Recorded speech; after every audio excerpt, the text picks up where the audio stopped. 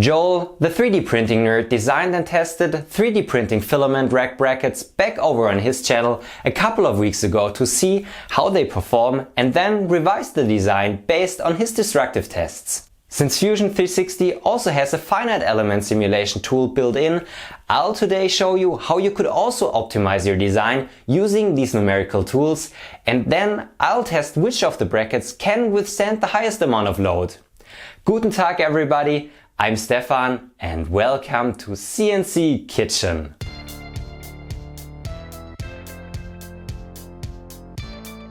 Fusion 360 has quite a couple of different simulation tools built in, which you can also use to analyze and optimize your own designs. In a previous video, I already showed you how you can use the topology optimization tool to create an optimal structure for a given design space with the applied constraints and forces. In this video, I want to show you how you can use two of the other structural simulation modules to analyze your existing design and optimize it with the results to get a part that performs as good as possible. Joel has designed these brackets as part of a filament rack. You can screw these to the wall and then just add 1x2 lumber pieces and have yourself a nice filament rack. In order to find out how much load they can withstand, he built himself a crude test rig and loaded his two different designs printed in different materials until they failed. Taking a look at his tests showed that his designs failed due to two reasons: structural failure due to high stresses and buckling. Both of these types of failure can be simulated in Fusion 360, so we'll take a look at his designs and then optimize the brackets with this information to get an even better performing part in the end. This won't be a complete course in finite element analysis, but should illustrate you how you can use the given tools to improve your designs before you test them the first time to save some design iterations.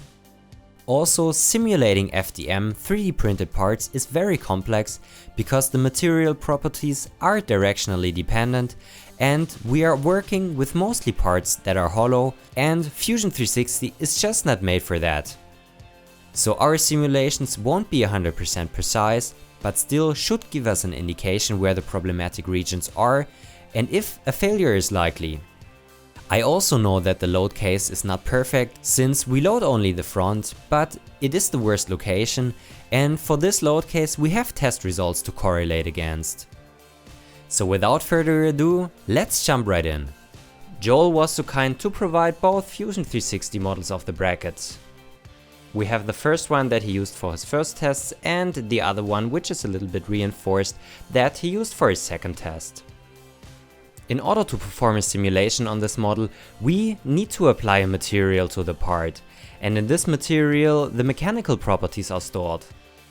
Since Fusion 360 doesn't have a material model for PLA, I just used the polystyrene one, where the Young's modulus is quite similar to PLA and should be totally sufficient for our simulation. When we enter the simulation environment, we have the option between choosing quite a lot of different simulations, starting from the static analysis over the structural buckling analysis all the way back to shape optimization. Taking a look at the failure modes of Joel's brackets, we are at the moment basically only interested in the statical analysis and also the structural buckling analysis, because quite a lot of his first brackets just failed due to the stability problem. At first, I simply apply a false at the location where Joel also has been attaching his strap where he added the load to the bracket for the failure tests. Taking a look at his data, most of his brackets failed around 200 to 400 newtons, so for this analysis I just went with 300 newtons. Next, we need to apply the constraints. The constraints were that the bracket was bolted to the wall, so I used fixed supports at the holes. So the analysis is always a bit of a simplification, because if we only use these boundary conditions, we do not really take the wall into consideration, and this might affect the stresses in the end. So in the first analysis, I'll just use this simple constraint, and in a second analysis, I'll also add an additional constraint which shall represent the wall, and we take a look at the stresses of both. Next, we need to mesh our part. Meshing more or less divides our parts into smaller chunks, and these smaller chunks can be described mathematically, so the solver in the background can calculate all of the displacements and stresses. This procedure, also called discretization, is something that is kind of simplifying our problem. And the thing is, the finer your mesh is, the more accurate in the end your results will be. But the issue is that the finer your mesh gets, the more complex your simulation gets and the more computational time it will take. So in the end, you basically need to find a way between a really fine mesh and a really coarse mesh, which is still giving you quite accurate stresses in the end. I'll go into mesh settings and just slide the slider all the way to the left, that we get a kind of fine mesh in the end. If you'd be serious with finite element analysis, you'd always perform a mesh refinement study to find out if your mesh was even fine enough. So just some basic rules that you should have in your head when you're doing finite element analysis. If you have sections, as we see it right here, you should at least have 2 elements over the thickness of a part, and this is really the bare minimum, because otherwise your simulation results might be way off. Additionally, in especially the radii, you should have at least 3 elements over an angle of 90 degrees. The finer the mesh will be in these locations, the more accurate the simulation will be, but just as I said before, you always need to find a way in between a really fine mesh and a really coarse mesh. I think for the analysis we want to do at the moment, this mesh density is totally sufficient, because we don't want to take a look at the real precise stresses, but just the general stress distribution. So I won't change anything for the moment here. Okay, so the next thing is basically just running the analysis. So there are 2 options. You can either run the simulations in the cloud, so on the servers of Autodesk, or you can run it locally. Depending on the size of your simulation and, well, the computer you're running your simulation on, it might be a good idea to run it in the cloud, because this is for bigger models usually faster. But if we have a small problem, as we have it right here, you can still run the simulation locally in your machine, and a problem like this will be finished in a couple of seconds or a couple of minutes. Okay, and so this is basically the result of the first analysis. The first plot we see right here is the calculation of a safety factor, and the safety factor is more or less just a comparison of the stresses you have in the model to the material values that are in the background for the material. The thing is, we have used polystyrene, and as I've also said in the beginning, the material properties of 3D printed parts are not really isotropic, so they differ in different directions. So I think taking a look at the safety factor for such a model isn't the best thing. So I'll change the solution from safety factor to von Mises stress. The von Mises stress is a calculated equivalent stress that more or less calculates from a complex multi-axial stress state a single stress value that we can use for the comparison to the material values of our part. So for PLA, if you have been taking a look at the videos I already did about some brands of material, you would know that in printing direction, the material is actually pretty strong and can even withstand stresses up to 50, 60 or even 70 megapascals. I use a surface probe right here just to check the stresses that we have in one of the worst locations. And with a stress of around 50 megapascals, we are actually already in the regime where a failure could actually happen. So if we want to load our part with the 300 newtons, this might be already enough to produce a failure in our part. The other location you see down here at the location of the bolt is more or less an artifact due to our boundary conditions that we have chosen. In a real-world example, if the bracket would be bolted to the wall, this could not happen, since the bracket would be supported and this bending motion wouldn't be realistic. So in order to also take the wall into consideration, I slightly change my boundary conditions and I add an additional constraint to the backside of the bracket and use a frictionless support there to more or less mimic the wall. To be honest, this is also not 100% perfect. The bracket is not able anymore to move away from the wall. If you would like to model that, you would need to use contacts, but this is a totally different story and would make the calculation really more complex, so I don't want to go in more details about that at the moment. Again, I just solve it, wait for a couple of seconds, and then we can take a look at the results. Okay, so what you can see is that basically the high stress concentration down at one of the screws is gone, since now we are supporting the bracket at this location, but still the location just where we also load the part is still there.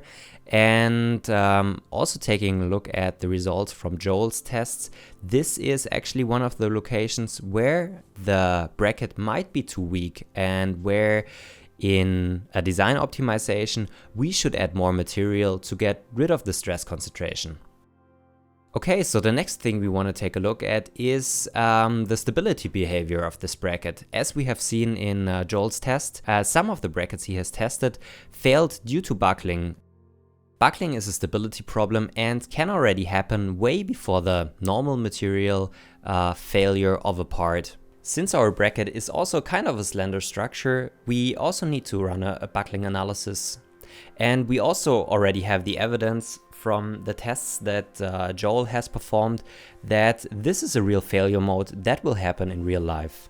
So again, I just apply a load of 300 newtons at the location where also he tested his bracket, and add the constraints at the screws, and I'll also already directly add a frictionless support to the back of the bracket where it is bolted to the wall.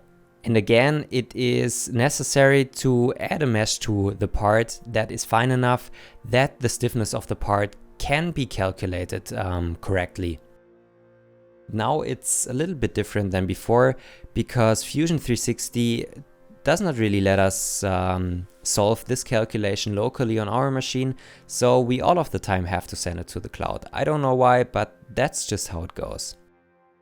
This simulation usually takes a little bit longer to solve than the normal static analysis, but still after a couple of minutes you'll get the results back. Okay, and again we are greeted with some pretty pictures of the buckling modes that were calculated. The buckling factors, which are presented to you next to the legend, are more or less a multiplier how big the load would need to be that such a failure can happen. Interestingly, the first mode that we see has a negative buckling value or a negative buckling multiplier, and this means that you would need to apply your load in the opposite direction that such a failure would be feasible. So since we are just loading our part in, well, positive direction, or just in the direction in which we also already have been applying the force, we are really interested in the positive buckling multipliers. The second one is also a pretty interesting one because this is a side buckling mode, but this is also one which I'm not really that concerned with, because if we add the pieces of wood, the bracket would be more or less constrained in this direction, and such a failure would not be that realistic. The third buckling mode that we see is one that really seems to be realistic, because the same type of failure we have also seen in the tests of Joel. The buckling factor that Fusion 360 has calculated is around 1.9. That means that we would need to apply almost 600 newtons that such a failure could happen. Okay, so with the two analyses we have performed, we have identified the critical locations of our bracket that we can just improve in a design optimization. So at first we have found in the static simulation that the radius just next to the position of the load introduction is quite highly stressed, and also, well, the lower member of this bracket seems to be critical for buckling. Not only the simulation is telling us, but also the already test results that we have. Just out of curiosity, I've also performed the same analysis on Joel's improved bracket, and what we can see is that the stresses have been reduced quite a bit, and also the buckling happens quite a bit later. And this was also validated by the second row of tests that he has performed in his video. Okay, so now I'll go ahead with the design optimization. So we have found out that 2 locations are critical and we want to tackle both of the problems. For the optimization, I basically want to just increase the size of the radii at specific locations that the stress concentration is not that big anymore. And I want to thicken a little bit the lower member of the bracket that the buckling failure will happen later and should actually be not a problem anymore for the later tests.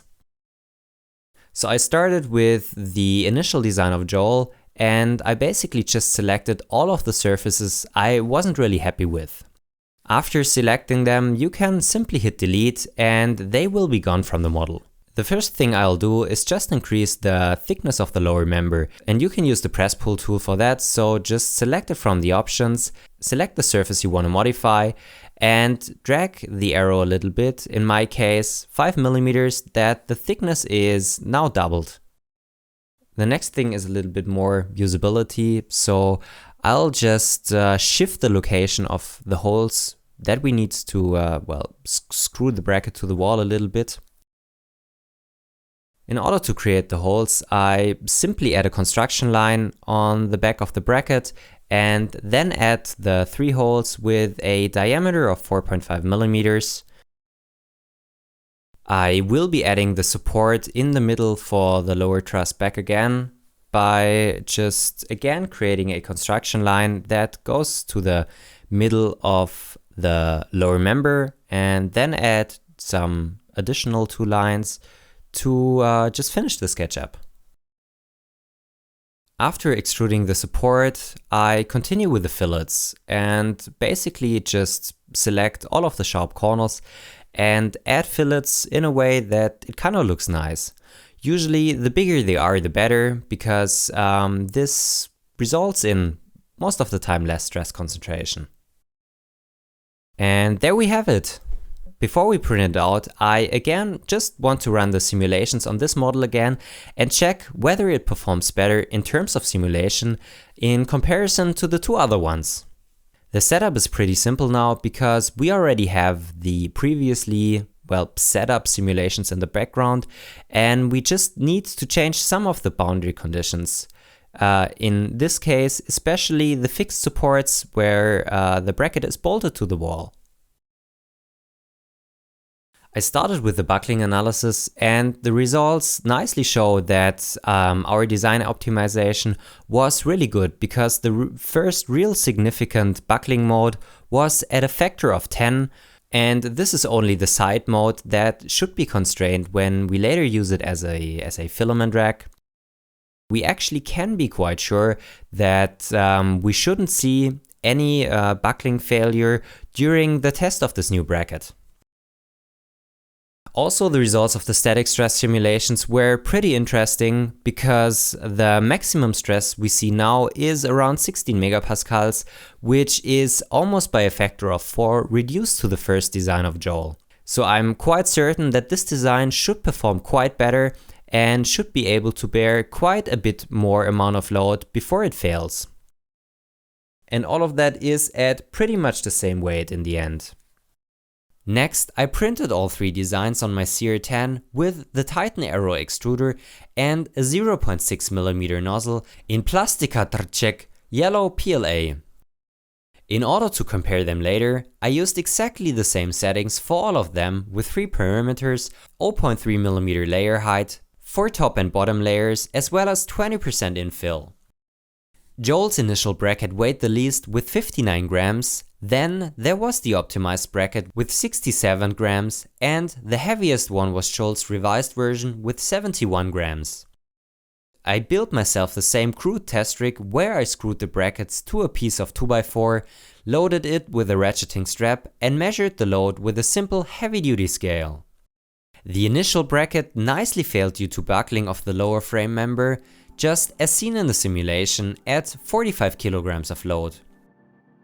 Joel's revised bracket failed at 69 kilograms of load due to side buckling and shattered quite badly. My optimized bracket performed the best, but failed at 74 kilograms at a location I've actually a little omitted due to the boundary conditions I've chosen, and this is probably a really important lesson when working with finite element analysis. If your assumptions are bad, in this case boundary conditions, your results will also be worthless. Always make sure that you check the influence of different boundary simplifications for their effect, and always, really always validate and correlate your results with tests. So in this case, rerunning the simulation without the frictionless support nicely correlates with the test results and highlights the problematic region and gives us the opportunity to improve the design even more. In my case, I moved the middle hole a little to the top and smoothed out the radius even more, which results in way less stress in the simulation. I haven't tested this design yet, but I'm quite sure that this would again outperform the others. Alright, I hope I was able to give you an insight into some simulation options in Fusion 360, and that even though it's simple to create pretty pictures, requires quite some experience. If you liked the video, please click the thumbs up button and subscribe to the channel. If you want to support the making of these videos, consider becoming a Patreon or use the Amazon affiliate links down in the description. Auf Wiedersehen, and I hope to see you again next time.